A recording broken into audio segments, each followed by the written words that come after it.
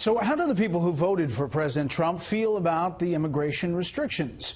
Correspondent Kristin Fisher talked to several of them today. She's at the U.S. Supreme Court tonight. Good evening, Kristin.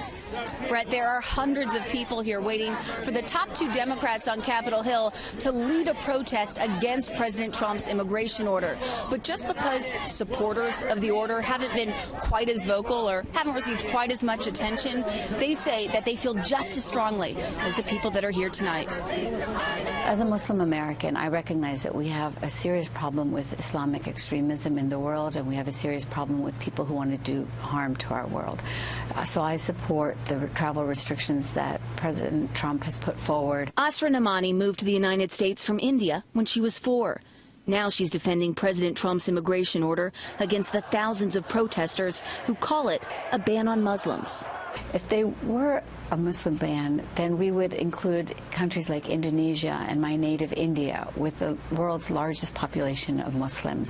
These are travel restrictions, and they are temporary. Refugees are welcome here. For the third day in a row, airports across the country have been dealing with protesters demonstrating against an order which they describe as un-American and unconstitutional.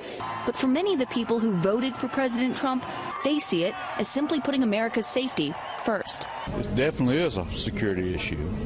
That's all it is. I don't think it's a religious thing. What we have here in America is the greatest thing in the world, I think, and we should protect it. They also view the new order as a campaign promise kept. He said he was going to do it, and he did it. So we shouldn't be surprised by that. He is doing everything he promised to do in the campaign. He's doing it at a lightning rate. He won, and he's the one that dictates what goes on from here. The protests on both sides now spilling over into a war of hashtags on social media. Over the weekend, opponents of President Trump's order promoted the hashtag Delete Uber after the ride-sharing app seemingly tried to capitalize on a taxi driver strike at JFK Airport. And today, one of the top trends on Twitter has been the hashtag Boycott Starbucks after the company's CEO announced a plan to hire 10,000 refugees over the next 5 years. He should remain to focus on selling coffee, not be in politics. Donald Trump deserves a chance.